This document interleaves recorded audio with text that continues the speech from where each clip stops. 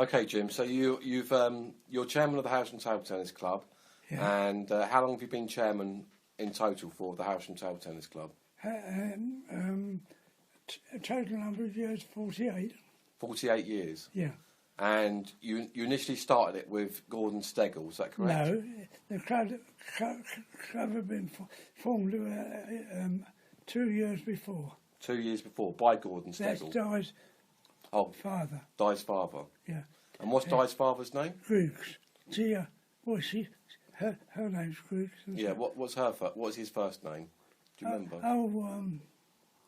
Oh gosh. There you are. Ernie Griggs. Ernest Griggs. Okay, and you say that Di's father started the Hailsham Table Tennis Club back then. Yeah. So that was like a long time, not back in the 60s, wasn't it? I take it. And you say he also started the Eastbourne Table Tennis League. Yeah, he helped. Yeah. Had Di been born then when I suppose she had, hadn't she? Yeah, oh yes. Yeah. Oh, yes. Was she a player then at that time, was she? Yeah, she was about 14, 15 then. So Di, I've read that Di, and we all know that Di played in the juniors in the British League, is that correct? Yeah. And when did she start doing that, do you know? Well, she started it when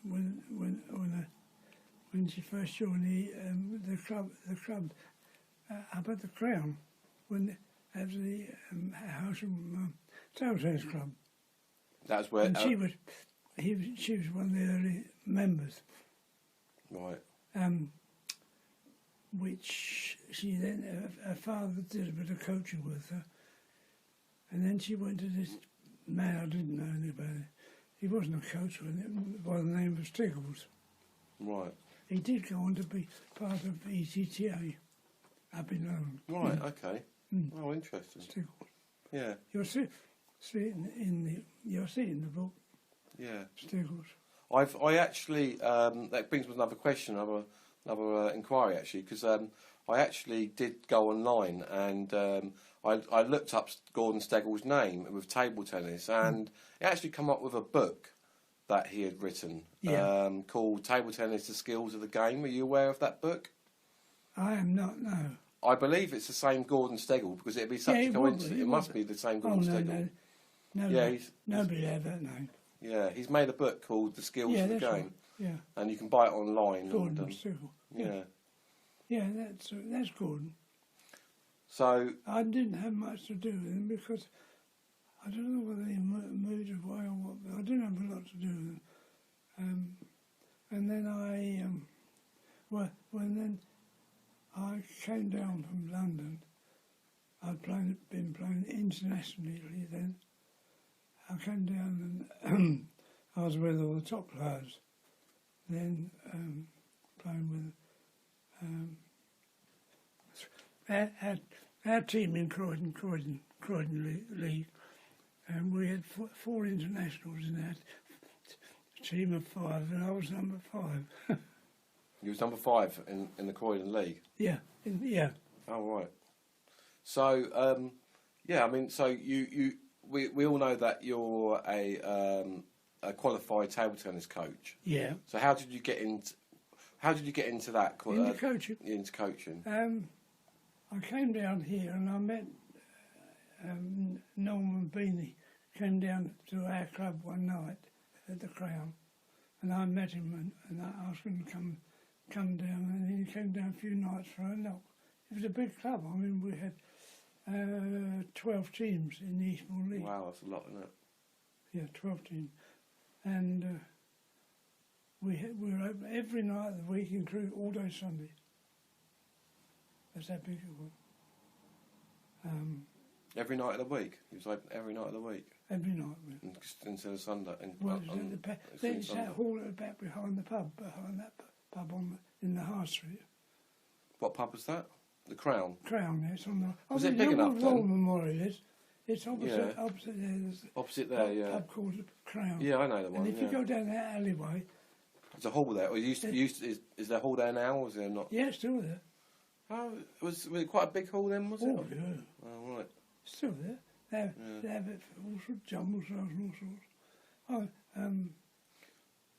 yeah, no, it's used for all sorts of things. It's now joined onto the pub. You can go from the pub straight into the hall. Yeah. So you before you become, I mean, I asked you the question if you, when, how did you get into coaching? Yeah. But obviously you was a player before you was a coach, wasn't you? Yeah, and then Norman Beanie he was just doing a bit of coaching, and he said he didn't know anything about me at the time, but he probably knew me through my activities as a player in London. And anyway, I came down, and I went down to the Crown. I couldn't find the pub. I was here then, it was all partly derelict at this point. And I went down there to find the pub and the table tennis club. Couldn't find anyone. I found the Crown, and then they told me were they there every night. Come down every night.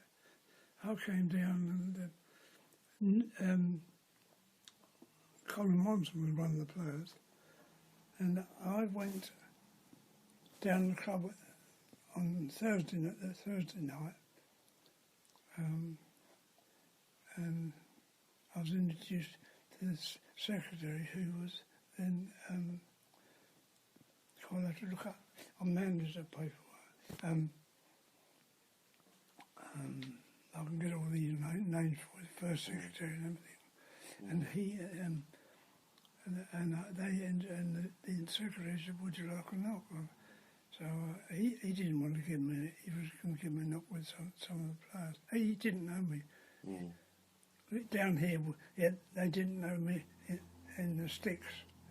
This was the sticks, of course. This was, we were out in the sticks here. Yeah. And when you come down, these are just country clubs. Yeah. Or that where the big membership. And so I said, yeah, I'll have a go. So anyway, I went on, and he put me on to some third division player. I made him. I had to keep playing, to keep giving him points because he was looking a bit. He wasn't getting my service back, and he wasn't getting all sorts. I was using pimples, rubbers, and all that. Anyway,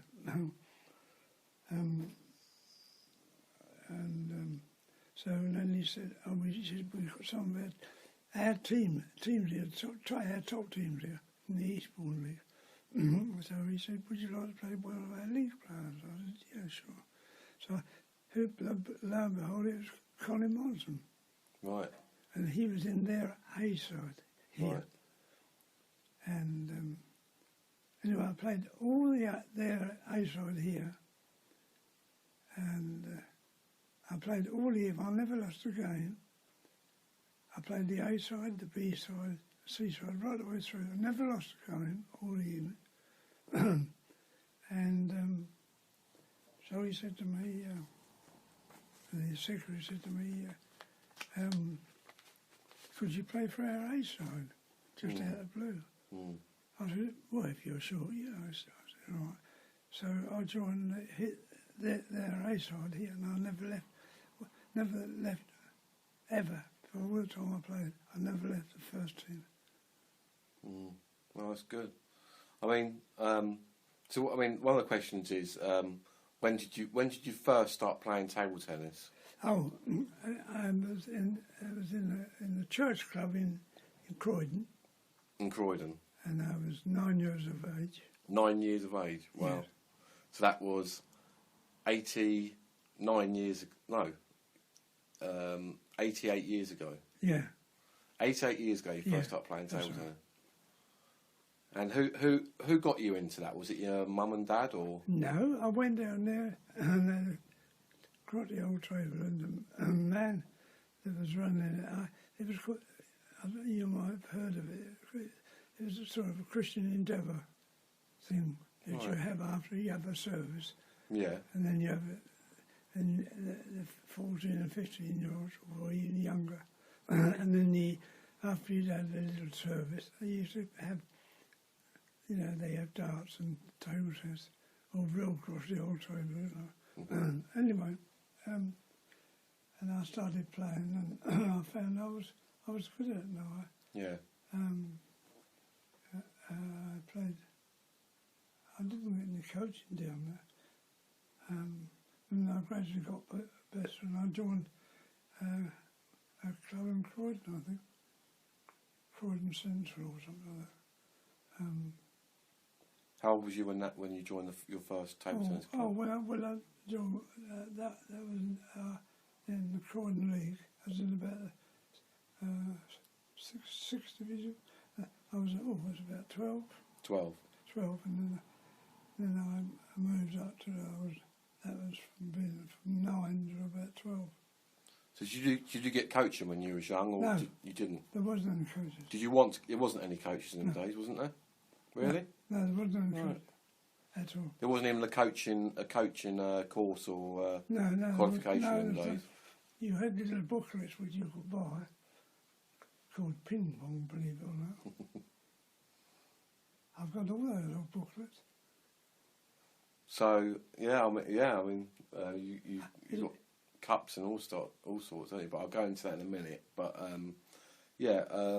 so basically, you started when you was 9 years old. Yeah. And your first club was in Croydon, Yeah. where you lived, obviously. I Yeah. take it.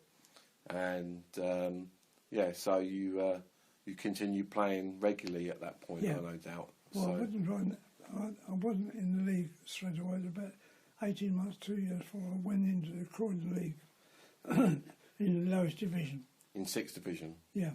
How many teams were in 12 each division? divisions. 12 divisions. Mm. Oh, so you didn't start at the bottom then? You started mid. That mid, was the divi- bottom, mid Division 12.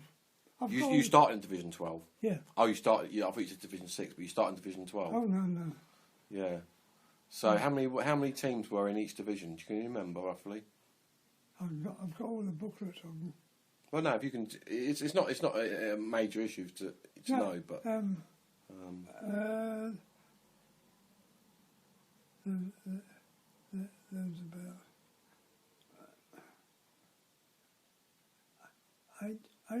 eight teams in each division. okay. So is Croydon still big league? Is it? Do you know, or it's finished? Is it? Croydon's finished, right? Oh, that's a shame, isn't it?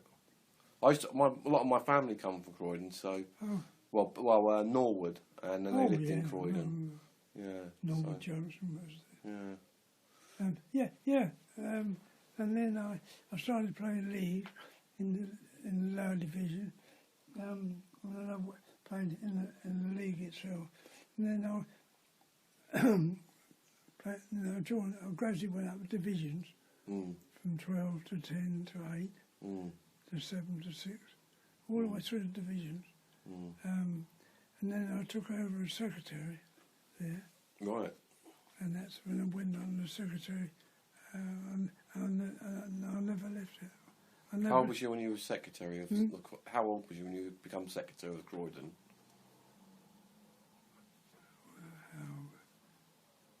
Must be 18.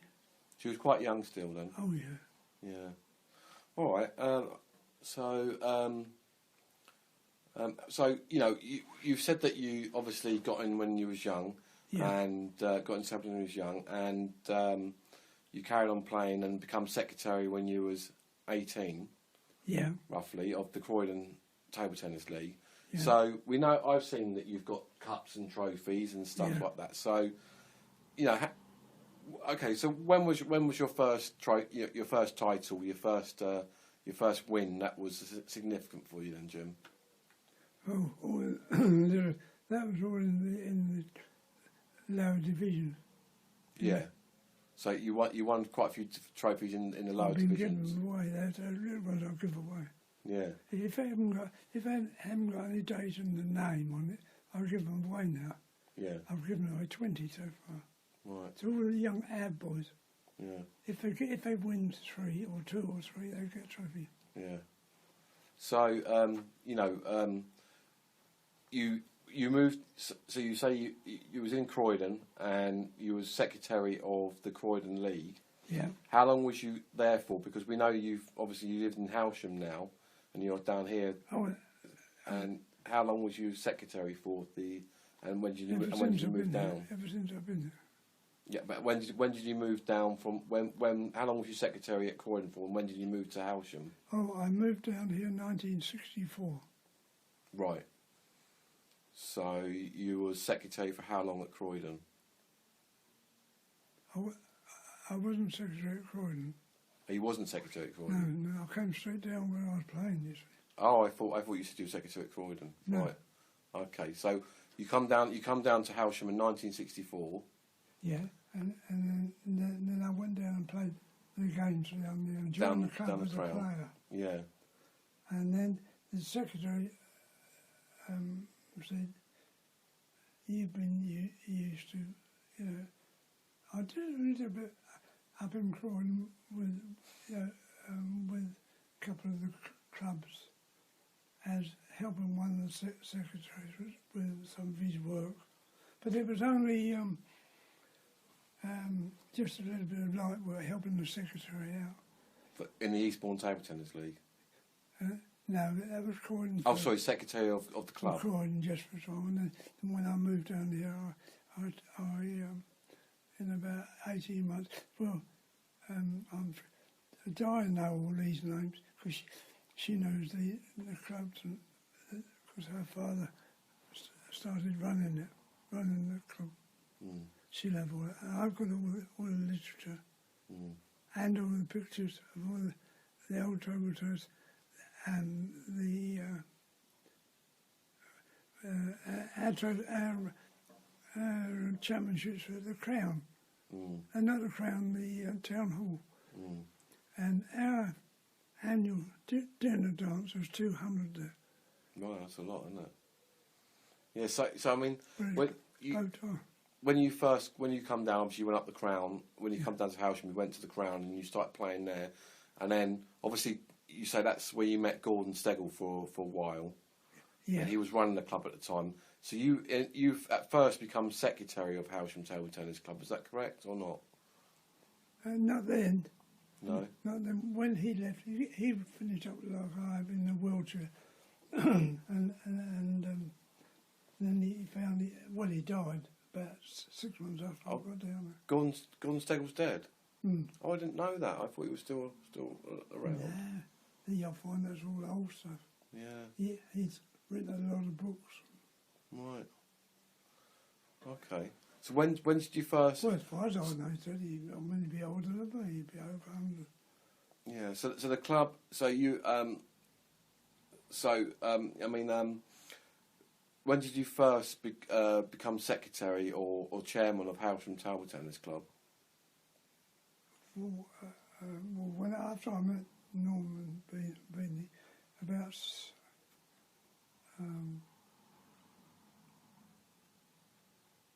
Norman first introduced me to the England national coach. England national coach? Yeah. He introduced you to an England national coach? Yeah, and then I went to Chris Basin and worked with him. So then I was the assistant national coach then. And I used to have to go up and help him every Sunday drive from here up to Crystal Palace Centre. It's the where centre? Crystal Palace Centre, the big one in London. What's it called Crystal again? Palace Centre. Crystal Palace. Oh, Crystal Palace Centre. Yeah. Right. And we worked off 16 tables. That was and I worked with him as his assistant. So I was then England assistant national coach. So you worked with who as his assistant as an England? I can't think of his name now. I'll think of it in a minute. Can't think of his name now. I can give you all these names. I wouldn't in booklets of it. Okay. That's all right. No, you don't have to worry about it, probably, Jim, at the moment. No. But so you Norman Beanie introduced you to the England national coach. Yeah. And how did you go about becoming an assistant national coach? Well, I started going up and doing a bit of coaching under the national coach, under him and his wife, who run it. They were both it. He was national coach and she was a diploma coach. And then I worked my way up to being the assistant national coach. So did you take qualifications at that time? Oh yeah, Oh, I see. I've been right on that. Yeah. And that was with ETTA, was it? Yeah. At the time, it's now called Table Tennis England, isn't it now? So. Oh yeah. Yeah. Oh, well, that's cool. I'm trying to read this. What was your? I mean, what was probably your best title that you won in table tennis? What would you say your best achievement was with that as a player, not as a coach?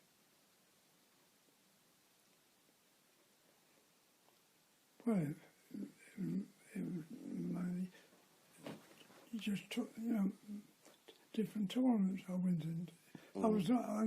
I was playing nationally with Barbara Milbanks. I played against Johnny Leach, who was in it, who just won the World Championship. I played against him, we lost in the final. Wow. So that was probably quite a significant memory for you when you played. That was the biggest one, yeah. Yeah. Yeah. Barbara Milbanks. She's just died. I lost track of her. Well, I should tell you how you contact. Who was the girl that won the only girl to win Wimbledon? Tennis. Billie Jean King, was it? No, a British girl. British girl. She was at Wembley. I can't think what her name is. I think was it reasonable? What in the 80s you're talking about? Or was it? No, I can't think what her name is. I'm not sure. But she was on in the Royal books.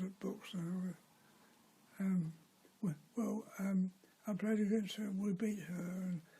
And the Road Twins were the. You can look it all up on the internet. Road Twins. Yeah. Yeah, Diane. And then that was a good win. That was a national win. So there's so much. There's so much information, isn't it, really, Jimmy? Well, it's a lot of stuff. Funny enough, there's so much of it I can't tell you.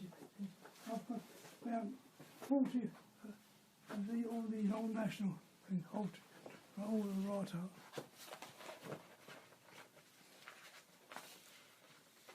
That's All England, and that's a national award.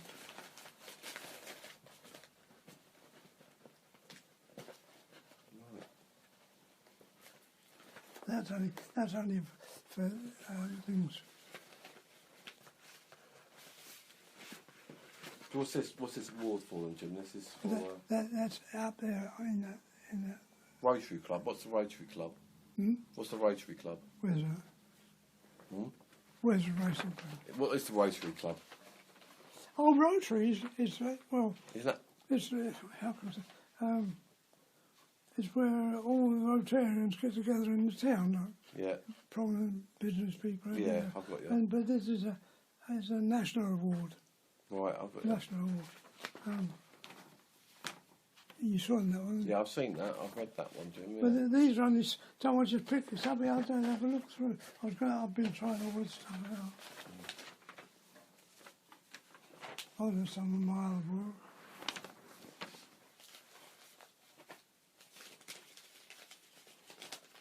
Yeah, they're still. I'm reading this. It says about building the town sports stadium.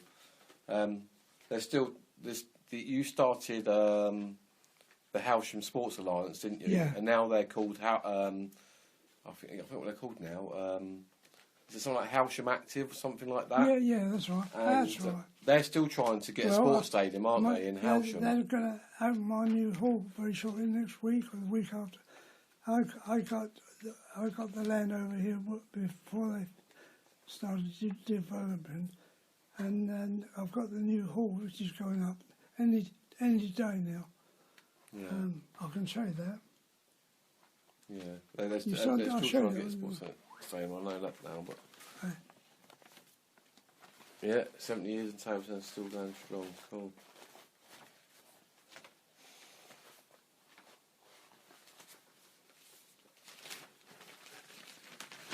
Yeah, there's about 50 of it, but a lot of it.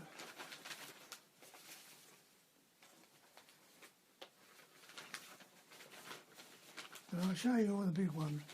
I've got masses of them in there. I'll quickly carry on the interview in a minute, Jim, into a few more questions to ask before you show me more. Before you show me more stuff, I'll carry on with the interview. Yes. But I've got a few more questions. But Right. so where am I? Well, go through what you want. So I mean, one I could ask is, what actually made you get into table tennis coaching? Was it a desire to, obviously, teach youngsters, or to? Yeah, I was interested in sport and getting into sport with youngsters. Yeah. This is all. And it gave you enjoyment, did it, to teach them? I've always been interested in Yeah. getting kids, pushing them on. I was always interested in doing that. And you've been married. You've been married. I mean, I know this is like these are random questions. I put it all in order in the in the interview because this is my first interview ever. But you was married when you was quite young, I suppose. Yeah, I came down here when I sold I had 3 shops in Croydon. There's 3 shops in Croydon now. And then my marriage went. Nothing to do with me. It wasn't I didn't get out alive. And then I came down here, and I came down with my wife until we divorced, and that was about a couple of months before it all went through. Right. And then I never looked back from that. Right. And I met Di. Yeah. She was broke. Norman Beanie. And then I started doing all this extension. See, that's where that was the extent of the bungalow where that is. That's all been extended. Oh, that bit there, yeah. Yeah. Oh, so it was a cottage initially, probably, then, wasn't it? The house was probably a cottage initially, then, wasn't it? When I was a bit, just an ordinary bungalow, but that's as far as it came there. So you like your building work, do you? Then I extended that one in there, and then I built on my tennis court. That was a tennis court there, and I built another bungalow. I built another bungalow there. So you like your building, don't like tennis courts, then? Well, no, when she came down, she's not much of, she's like me, she's not much of a tennis player, but we used to come and, we were only friends, we didn't, she was just going through her divorce, and I'd just gone through my divorce, and we just got as friends, and we went out just up to the pub, and then Di ran me up to the Crown every night, and then when I became secretary, she became secretary, did all the write-ups for me. When you become chairman, she becomes secretary. Yeah. So I mean, Hailsham Table Tennis Club, you say disbanded, didn't it, roughly in the early 80s? Yeah. And you before that happened, you had like quite a few county champions and stuff like that, didn't you? And sadly, what you said that you said that you disbanded because you lost the hall at the time. How come you lost the hall? Well, because what happened? Mrs. whatever her name was, her and her son had a pub for years, and they had enough of running the pub, the Crown. So she sold the pub to some bloke who wanted to turn the hall into a disco hall. Oh, right. That was the end of it. That was the end of it. So, I mean, was there no other option for a hall at that time then? No. It wasn't? That was even worse than it is now. So a lot of the players they went from that club to Brighton, you say, and stuff like Went that. everywhere. They all Yeah. went. Colin went to Langley. Norman went to. He went to Willingdon, was it, or Hastings. Hastings, right? Dave Pickard, he went to Hastings. Anyway, they all went. So it left me with about 2 players, I think. You had 2 players Out of left. all those teams, Yeah. they all went. Well, there's nowhere to play. There was no other halls. And what league was you playing at that time? Was it Eastbourne Table Tennis League? Well, we had 4 teams in the first division. And was that Eastbourne Table Tennis League? Oh, or- yeah. It was, yeah. But then we had 3 in the. We had 12 teams all the time. There was 4 in the first division. And there was. I can show you all these. I take it that in them days, Eastbourne Table Tennis League was a very big league. Then I take Biggest it. in the South East. It was it? All right. And why was that then? Who was? Did you say you was chairman of the Eastbourne Table secretary of the Eastbourne Table Tennis League? Who was running it at that time? Yeah, well, don't forget.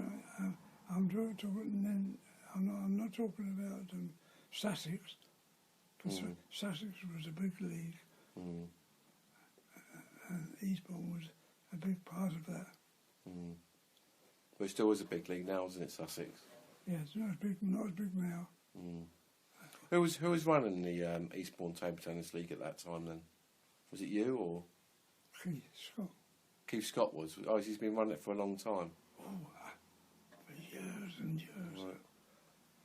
He got to a state where he just won't let anything go. And he's getting the terrible model. Yeah.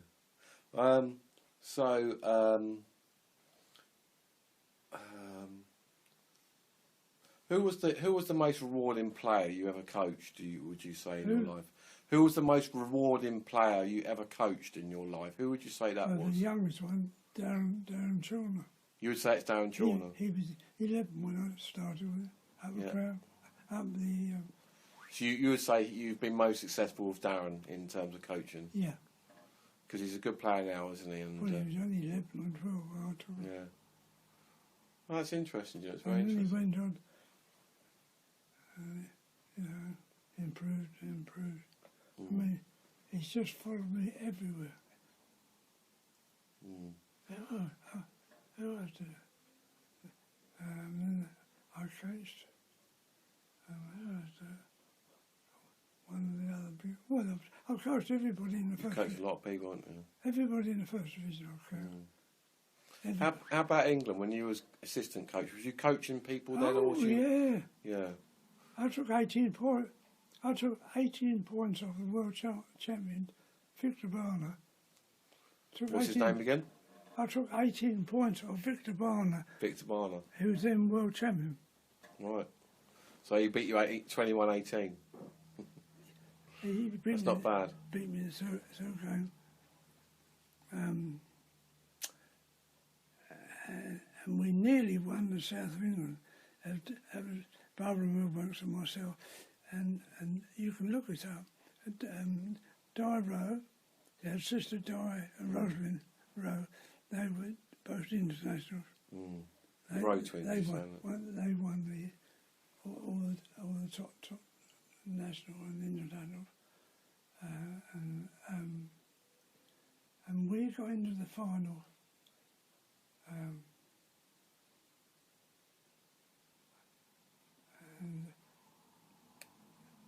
it was one game all, and it was 20 all in the third. And that was with.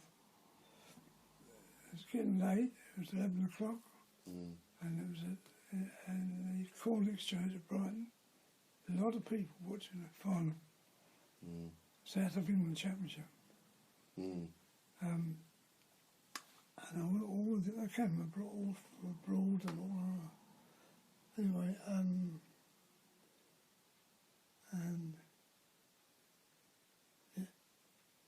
it was 20 all,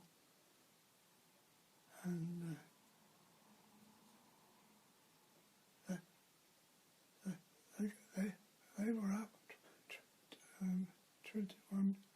21-20. And then they got an edge. Got an edge. Yeah. Right? And the umpire called a let. Right. You didn't know if it's on the side of the table. No, he wouldn't know. Anyway, they played the let, and Di, my partner, I can't think of it. No, not this Di. No. Not Di Rowe, you're saying? No. They were the No, they opponents. were the.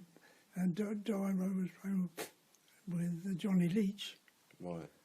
He just the week before he'd won the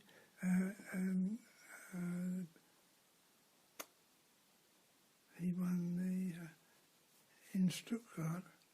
He'd just come over. He won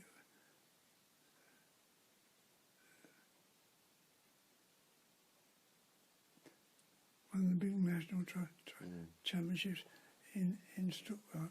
He just come over here. He came straight on to our championship.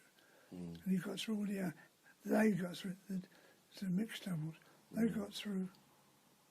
and we got through late at night to the final.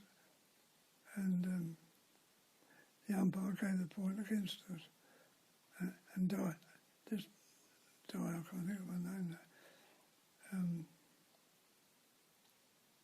She got a bit nervous because we were 1 point down, and they served, and a very high ball. She was very good at killing the ball. This other Di, and the ball came over high, and she really went up high and hit it a full ball.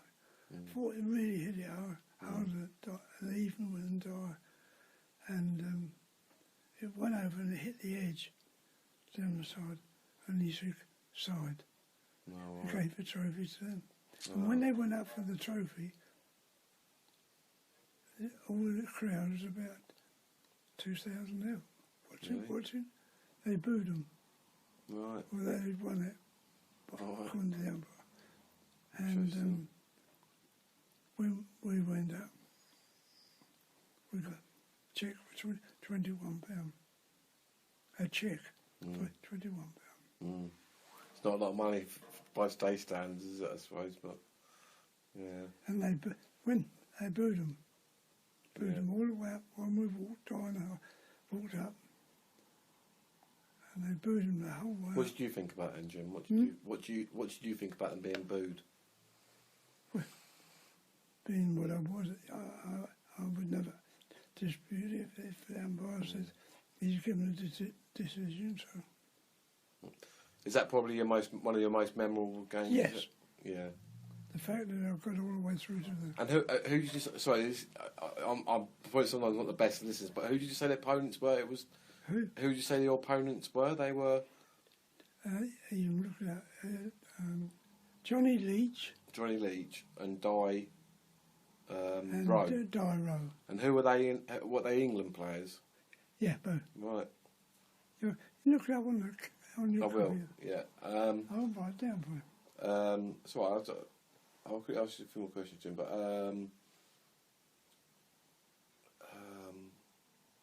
so where am I? So what do you think? What do you think of today's game then? What do you think of the modern professionals and the way the game's gone since your time? Do you like it? Do you like it? Watching it, or how it looks now that the for people that are going into table tennis now, why we're not getting lots is because people watching, they don't understand what the rules. It's like watching squash for people who never watched squash. I suppose when you play the game though, it feels quite simple in some respects. But how many go deliberately and turn on there? Yeah, but there isn't a lot of table tennis on TV. We know that. But, I mean, that's going to bring me on to another question. But what do you what do you feel about the spectacle of the modern table tennis game? Do you like it? Do you No, no. You don't like it Oh, so no, much? no. I mean, we had masses of onlookers. I mean, foreign teams. You know, we'd have coaches. There'd be an England coach. I'm talking about these coaches. Mm. And they'd go to all the matches. And you'd have such 4 coaches with about 14 each. What you don't like about it, it's not how it looks. It's what you don't like about it is the fact that the modern professionals are taking up all the coaches. Is that what you're saying? Absolutely. Yeah, and you feel that that should. What do you think? Do you feel that's wrong then? And what way do you feel that's wrong? You see, it's killed it. It's killed it from the point of view of it's bad for the very young ones, very young children, and B, the parents can't. The parents don't want to go because they're too late out of the night. You know. They're too They're too late out at night. Out at night, yeah. Yeah, because they've got exams and all sort of thing. And so that doesn't get them into starting the game. That's one of the things. And plus the fact that they've changed over from this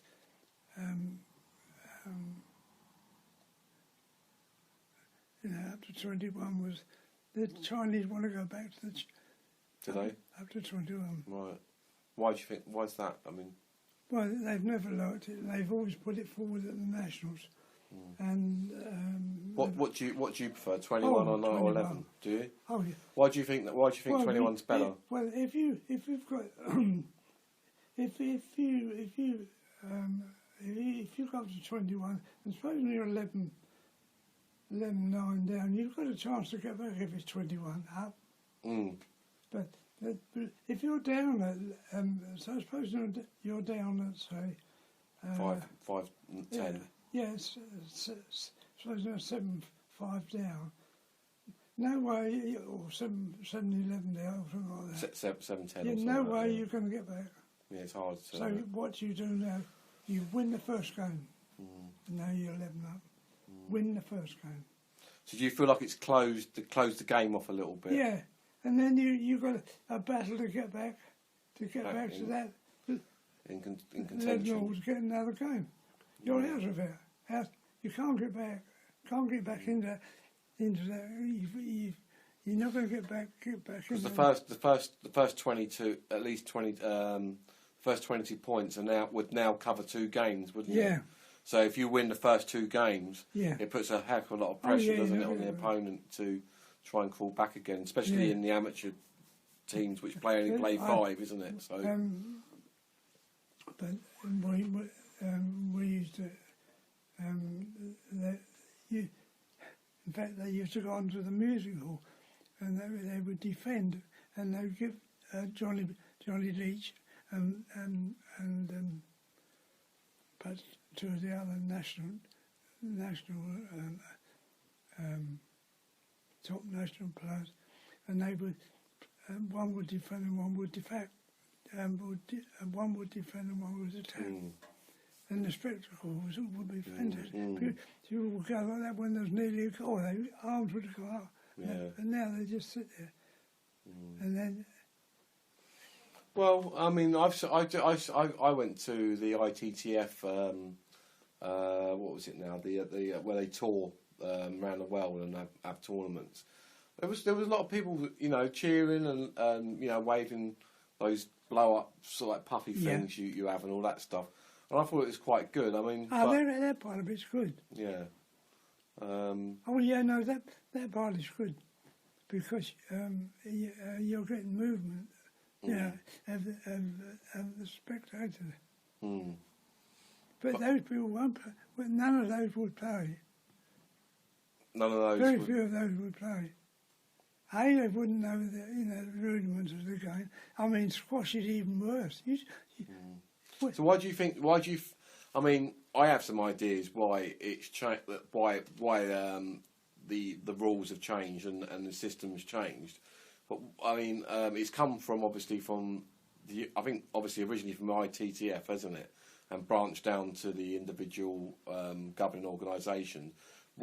But why do you think, as a person, that it's changed? The system's changed? Well, originally it was changed because of, gradually the parents were taking children away from the game. You know, Right. because keep them out late, and their results, their exam results were fading, and Right. so it was really the exam people that pushed it. Was you it? know, So I was told originally that it was due to the. I suppose what you said kind of makes more sense than what I was. What I was told originally was that the sport was too fast, and the spectators didn't understand the sport enough, so they tried to simplify it a bit more, and slow the game down. I mean, this is why, supposedly we've got the new plastic ball, isn't it, to try and slow the sport down? Is it, or I don't know? But you think some of it's to do with the youngsters who taking time off school and stuff like that. But the trouble is now, these kids don't go out to one sport. In the evenings they go to three different sports, and it's all costing perhaps £10 or £15 a night. Mm. And the parents say, we can't. Johnny's not going to be able to. He's got to make up his mind to one sport because we can't afford to pay for him to go to three. Mm. So why do you think? Why do you think? Like, here's another question, really. But why do you think modern table tennis, although we might be getting there, but why do you think it's not as popular? I don't know what word to use, really. Popular or high profile as other sports? This example, tennis. Tennis is massively popular. There's a lot of money involved in it, and it's extremely high profile. The table tennis the tennis stars of today are basically celebrities now. Mm-hmm. So why do you think? Given that table tennis actually as a spectacle is quite a remarkable sport, in my opinion. That some of the shots that these guys pull off, the intuition that I think that they use, the way that the way that they play, it's a very intuitive and sort of like a reactional sport. Why isn't it as popular, do you think, as maybe tennis is or other sports are?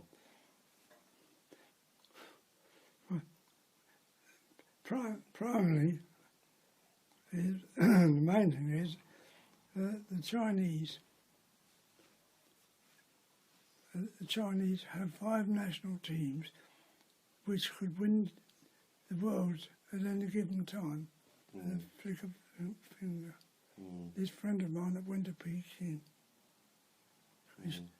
I've got vast attracts in my mind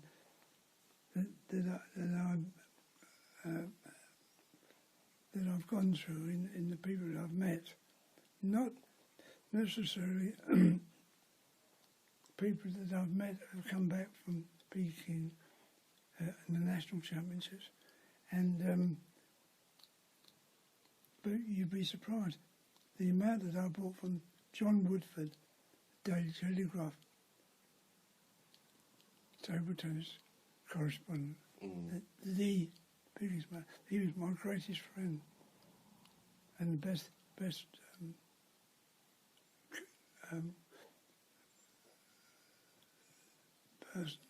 for bringing forward all the national events on paper in the even standard, right? But he's people like that. They go all over the world, and I went all over with them at various places. And John would say to me, if John would say to me, "Can you get down to table 26? I want to know what the score is." And he's getting the evening standard ready for tomorrow night. The national championships is over 3 weeks, and he's got to get that. He's got a game to print by 10 o'clock the next morning. Sort of business. And I used to go round with him he introduced me to all these different players, and I got introduced to all the top players, world players, and through him, through his he'd say this is so. And one day I was round the back courts in Holland, round on the practice courts. I always have 8 or 10 practice courts behind big screens where all the top players can practice. And Benson was there, the Swede, world champion Swede. And I knew him, he knew me. I played against him once or twice. And I knocked with him a few times. And he would discuss the table tennis as such. And I said to him, why are you world champion? Tell me, Svensson, why are you world champion? World champion. I'll tell you why I'm world champion. He said, so I was one of my carers. He said, I'm world champion because I put that ball, you want to remember this, I put that ball back to where I don't take the time to look where I'm going to put it there at that time, but I place that ball where I know with whichever side spinner I'm using, that ball will come back where you want this way over. Or it will come over and go that way, or it will go forward. That's what, because I've studied all the Bradman, the cricketer, actually met him, believe it or not, when I was at Lillishall. And I found out when he died, and I read his book, he had, every world champion has something different. He had fantastic eyesight, twice as good as anybody else's. His eyesight was. When that ball came over, it was spin bowler, whoever he was spin that way or would spin that way. And he would know when that ball, this is Bradman I'm talking about, Bradman would go halfway out the pitch. And now when that ball hit the ground, which way it was going to go? When everybody was out that side waiting for the catch. And he said, that's why I'm world champion, because it's my eyes. Right. Fantastic. He It's said, different for everyone, isn't it? I mean, that's why I'm world champion. yeah, it's always different for everyone, isn't it? Really, Jim? That's the things. But I mean, why would you say that? Why would you say? I mean, are you saying that table tennis isn't as popular as other sports because it's not promoted the same, or is it because the Chinese have a monopoly and people don't enjoy that? I mean, because yeah, but look at the cost. It's a cost, you think? A good bat now, you're talking about 50 quid. Aren't you?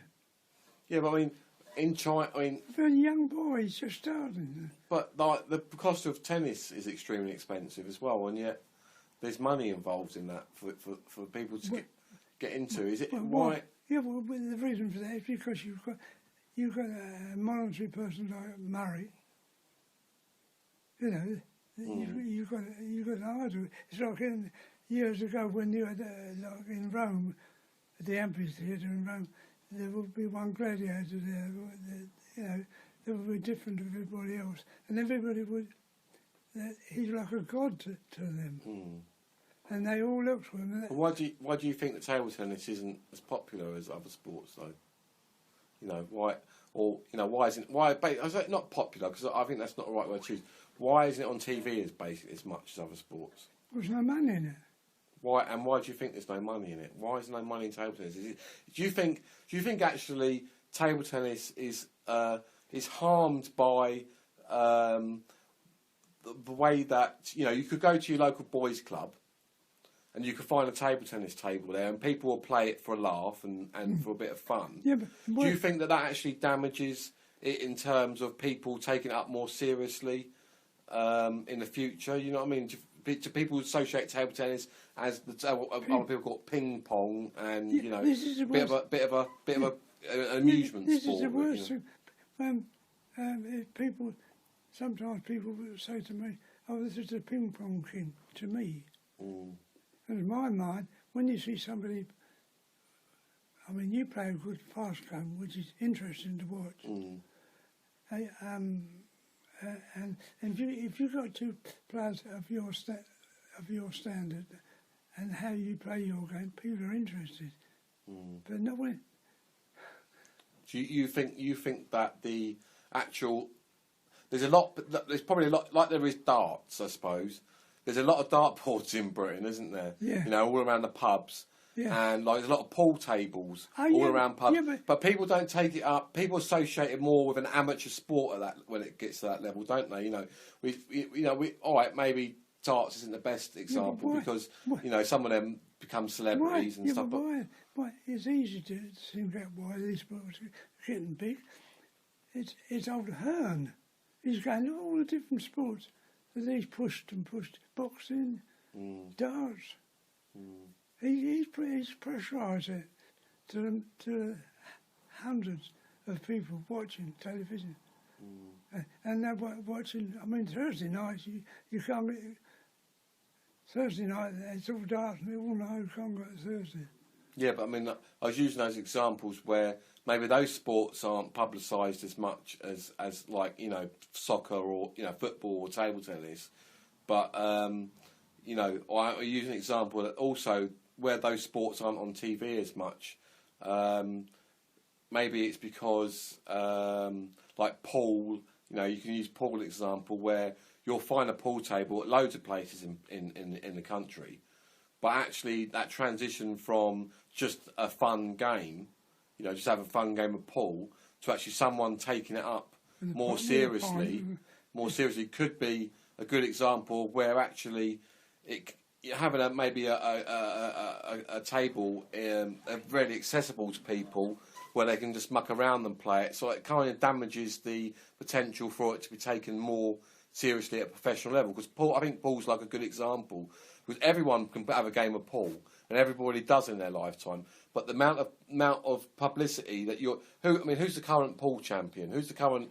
When do you see? When you know, when will you see pool on you know, pool or billiards on TV? You don't really. No. So I mean, it could. I mean, I was saying, could it be potentially that table tennis is a bit of a similar sport where people associate it as ping pong, and yeah, it's good to have a laugh with down your local boys club or wherever you might find a table, but actually making that transition from having a laugh with the sport to actually being more serious with it at an amateur or, you know, professional level, there's quite a divide there probably. Do you know what I mean? Where, you know, for some reason other sports there aren't, are there for some reason? You know? Anybody you would be good at playing ordinary hard bat championships. Oh, right, that's called ping pong, isn't it? Ping pong championships, isn't it? Yeah, but it's called it. It's dreadful to call it that. Yeah. I've never called it ping pong, but some people do, some people don't. I think Americans like to call it ping pong, don't they? That's very, very good. I think that your game where you're sort of going for every ball. Yeah. And that's interesting. I could watch that all night. So you do like that spectacle things, and with the attacking side of the game, it's become Yeah. You gotta have. It's got to be more of a spectacle, and that's what Hearn's done with boxing. That's what he's done with darts. That's what he's done with lots of sports, minor sports. He's bringing it up. But what he's doing, you see, which is very clever, he's going to. If he wants 4 million tomorrow to pressurise one sport, he can get it over the phone. because he knows that he can put lights and spray lights going like this and all that. And then when the gladiators appear, be it boxing or be it darts, they're all in those coloured shirts and you know, that's a spectacle. But when two people they're cheering their hero. He could be Joe Bloggs there, walking with all that colour. Yeah, I've got you. Yeah. Right. I mean, I will get you some things out. You'll be amazed what I've got. I can show you. Yeah. And you'll be amazed. Oh, definitely. I've got one more. You've been really interesting talking to you about things at table tennis. But I mean, and given this interview as well, I will, as I say, I might not do it in chronological order. There's some of the questions I've asked you and your answers you've given. And the information you give me, I have to sort of like trim it a bit and stuff like that here and there, obviously. But I'll put it on the site. But I mean, I suppose one last question. I mean, I suppose I haven't asked you too many questions relating. I haven't asked you completely too many questions actually relating to Hailsham Table Tennis Club. No. But I mean, I suppose the one last biggest question I can give you really is, obviously, you've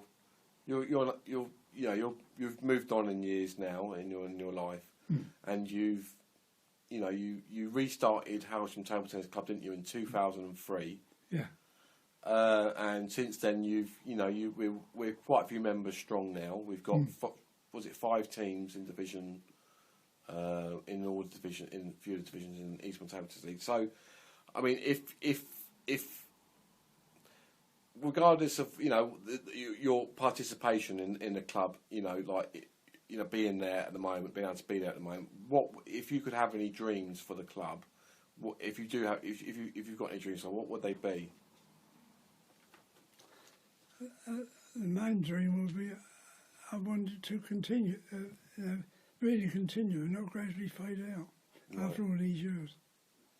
I mean, that's the main thing. It's not got to die. Yeah. Because if that goes, it will not start again. Because you see, I realised all these things over the years that costs are high. Go up every 2 years. Hall, lighting, heating. And gradually that goes on to the cost of the little boys that are going to come into the sport.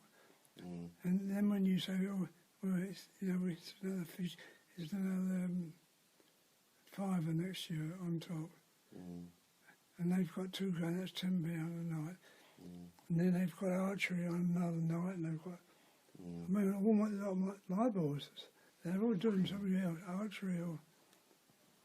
Do you think it'd be hard to make Hailsham Table Tennis Club more publicised in terms of its area? Do you think that stifles it? We don't need it because we haven't got the facilities. Yeah. You'll lose it if you leave it as it is and leave it short. So it's 5 people sitting out, and they can go to ultimately to come and play occasionally, like people do. And they'll keep coming. If they come and they sit there and they don't get it, only play perhaps 2 games, they're going to either go somewhere else where they can get more games. What do you think of our venue that we've got at the moment? Oh, we won't get anything ever as good as ever ago. You don't think so? Wasn't there supposed to be a hall, a potential venue where down at was it Dick Lock's industrial estate? Wasn't there supposed to be a hall being built down there that we was going to potentially look into? You mean my hall? Yeah, I can't remember. I don't know what hall it was. You don't know anything about me, do you? Really? No. It took me 9 years to do this.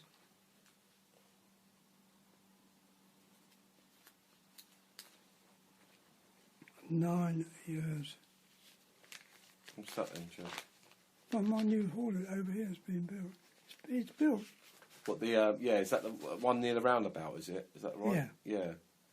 So what's happening with that then? Well, any day now. It might be next week or the week after. Really? All right. Oh, yeah. Is that a big hall, is it, or? Yeah, but it's not suitable for what we want, unfortunately. Oh. Oh, yeah, that's mine. All right. I've got. Yeah, I've seen. I've designed that. I've got the land. I've got the land for a big football pitch over here. So this is what, a sports centre, is it? Yeah, sports. Yeah. Right. But I applied for the land when Welby, and now they finished building it. You don't think that could be a potential venue for Hailsham Table Oh Tennis no. Club? Why's that? Why do you think that, Jim? Maybe two tables in if you're lucky. Oh, it's not big enough for Well, there's committee rooms and all sorts of things. Isn't So there? it's more. It's not a big hall. It's it's all it's rooms in it. Well, even that costs quite a few million. It's a big hall. Yeah. You read that, Captain. You read it.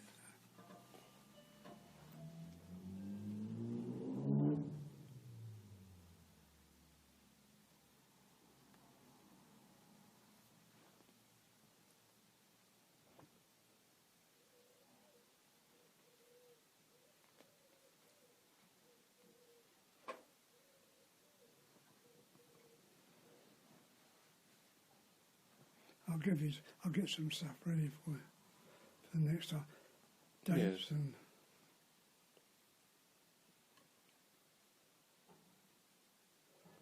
So I mean, this I mean, there's another subject completely. But this was what you started with Hailsham Alliance as well. Was it via? Yeah. Was that helped 9 you years to ago. get more publicity for it? Yeah. Yeah. 9 years ago, I started that. So you're happy about that now, then? It's a big hall. Yeah. And all along here, there's archways there, which you can have doors on, all the way, right away around the hall. And there's car parking for 62 cars. Oh, that's good. Big. And there's going to be doorways in there, and they'll be partitioned off again inside. And then there'll be locker rooms. So suppose they're playing football or whatever they're doing out in the field and it pours it rain, they can go in where they put their clothes, and they take their clothes off and put it all in the lockers. They can come in and they'll be heated. That's good. But it's a big hall, but they haven't done what we wanted them to do. I know why they wanted the council wanted to make money on it. They want to have a children's creche. What do you mean you haven't done what you wanted them to do? What is it you wanted them to do? Well, I wanted it, for mainly for badminton and those sort of sports. But They've made the room smaller, haven't they? oh yeah. Yeah. More rooms, less room. Anyway, that's taken 9 years. Really? 9 years. Wow. But there we are. Yeah. That is mine. So I mean, it's a couple more questions about Hailsham Table Tennis Club in particular, but talking about our A team in particular. Yeah. Do you think they're in the future they will win Division 1? Yes. You think they will? We will if we can get this chap. Barry, isn't it? Barry's in it. Do you think if we had Barry, we could potentially win it? Well, we might get it for 1 year while Barry's with us, but typically he goes. He says ours are the best conditions. He's not known in the southeast, and he wants to get his boy into British League. Yeah. And ours is the best conditions. He's going to coach him. Right. So he's going to come here, and in doing that, he will join one of our teams. That'll be good if we can get him. That will be good. So. Oh, you could play. Yeah. You know, so Oh dear. yeah. I mean, so Di's secretary, isn't she, of our club? Could you see her, you know, I won't be becoming here. chairman? Sam, I won't be here. I'm not. If I last 2 months, I'm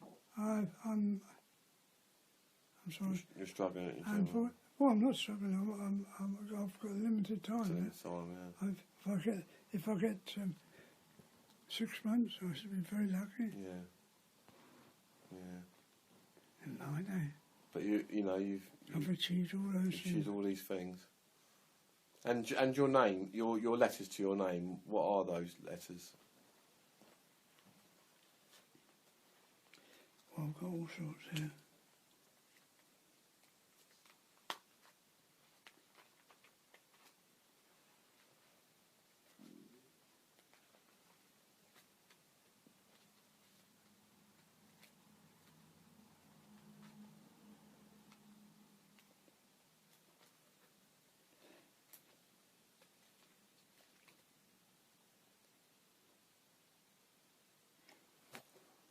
That's one of each.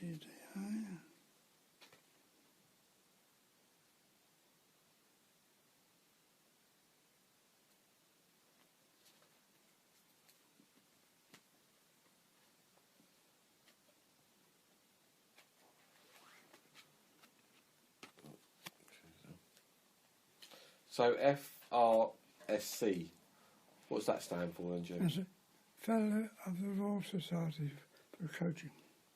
And NASC? National Award for Sports Coaching. Right. That's a national coach. That's good.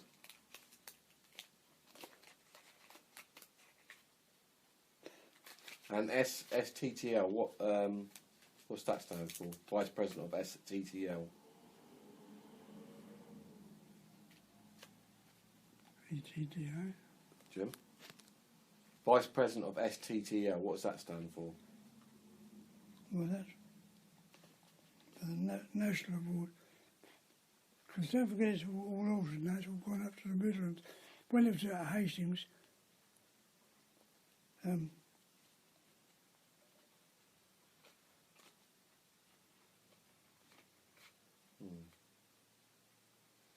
All right. Well, I'll conclude the interview there. I think, Jim. It's been a long. I've gone a bit longer than I thought I was going to. But well, no, I couldn't give it. Yeah, I should have really have. It's my first time. It's going to take me time to get hang of no. all this type of stuff. I'll sort it all out. But yeah, I mean, I'll put it down as some sort of. Because I was aware that I was jumping from one topic to another when I was asking questions, and that's an experience by me. You see, that's an experience of doing this type of stuff. But I'll put it out and I'll put the information out in a way where people can see it in a logical order. With Sporting Ground, all the big people in London.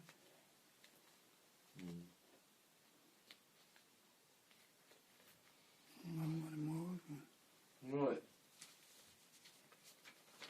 Anything else in there?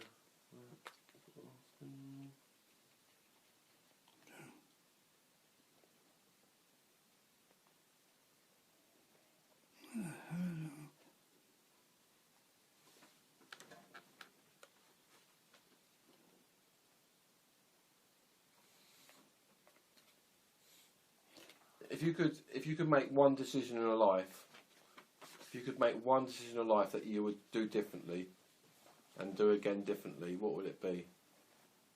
Is there any at all, or if there was one decision, what would it be?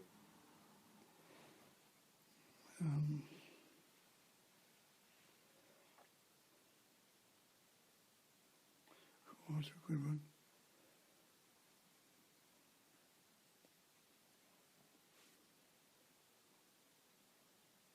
Some people don't have regrets, but I suppose it's really asking if you've got any regrets. But if there's one thing you regret or would change, do differently, is there anything you would do differently, or would you keep it? Would you just do the same again?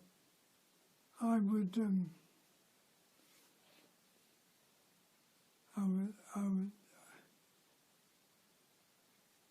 I would definitely not 100% trust anybody fully. Right. 97%, 98%, yes. So you feel But that you cannot trust a person, even though he's your greatest friend. Mm. You cannot, unfortunately. I would love to do. So you feel that's damaged you in sometimes in life, trusting people fully. Absolutely. Yeah, and you feel that I suppose that. I hope people have always trusted me, always. Mm. I've never let anybody down. If I've said I'm going to ring somebody or I've whatever, I've always, that's been my forte. I've been able to, all those years that I've been able to say to myself, I've never ever let that person down. Mm. Well, I wish I could say that. I'm not quite there. I've never been quite like that in my life. But I'm laughing at that. But obviously that's something which has meant a lot to you. But see, that's where the last 5%. You then start getting into the last bit is religion. mm. That is the last bit, and you say to yourself, why haven't I got that last 5%? Do you say it's more? Well, not me, thing, but I mean, why is it? Why have I done wrong by somebody? I've had it recently with money, big money, which I'm sad about. I mean, it doesn't help them because it gets back at them. There's always another illness, which is sad when people have got to suffer because they have lied to a degree. But I suppose that comes with is unfortunately, if you trust people completely, it makes you vulnerable to basically people get overconfident, don't they, in their sort of like the way they think and feel, and some people can be jealous of someone that trusts people, and I don't know really. It's just I suppose it's good to trust people as much fully, but often people like that find that it damages them at some point in life, I suppose, or it causes pain in the end. So but Diane Gribbs and myself have been the greatest of friends for years and years and years and years. She has never let me down. I've never let her down. There's nothing sexually between us. We're just most magnificent friends. That I can tell you about her. She's an incredible person. Yeah, we all like Di, don't we, at the club and everything. So. I mean, I would help her out. I do help her out. Because, as you know, she's divorced right. and she's and it's very sad. Although she's got a lovely house there. But one can. I help her quite a bit. She helps me a lot. She can't help me so much financially as I'm able to do to her. But no, I mean, it's not talking about mega money. No, it's friendship though, isn't it? I mean, you try and help people you can. But when you know that you've got a friend like that, gives you strength, doesn't it? It gives you more purpose in life, doesn't it? Yeah, when I first met you, when you first came down from Hailsham, I didn't think about you when your handler came down, and I said, and I thought at the time I saw you come down, and I thought, I didn't think anything about table tennis with you, and I just thought I'm going to help this chap. He needs some help. He needs a little bit of help. Yeah. No, I don't know why. I don't.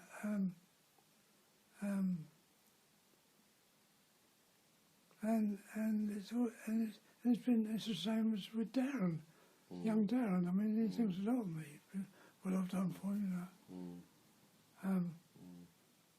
and I think he's a great little lad, you know. I've seen him grow up. And no, I'm not. No, I'm not sorry in any way what I've done. What's your fondest memory in life, then, Jim? And I'll leave it. I'll make that the last question. What's your fondest memory in life? Fondest? You know, it's quite a personal question, but it could be, you know, it could be. It's completely unrelated to table tennis. It could be. Yeah, but fun. Your greatest memory that your achievement. You know, what the greatest, the time in your life when most significantly you was the happiest in your life. Your happiest the moment. love of my mother, love and charmingness and quietness, and wonderful person. Oh, so the memories you have with your mother are the fondest in your life. Wonderful. Yeah. Obviously, your mother was Victorian, wasn't she? Really, in some respects, yeah. Yeah. No, I think the memories of my mother, and you could always rely on her. And my sister was almost as so. So you had a sister then as well? Yeah. She unfortunately died with this blooming cancer. Yeah. Because they couldn't do what they do, you know. Now, I will get some things together for All you. right, Jim. Okay, Okay, very mate. brave for you to come to my old spot. No, it's interesting, you know. It's all new for me, you know, doing this type of stuff really. So although I'm not very experienced and good at it at the moment, No,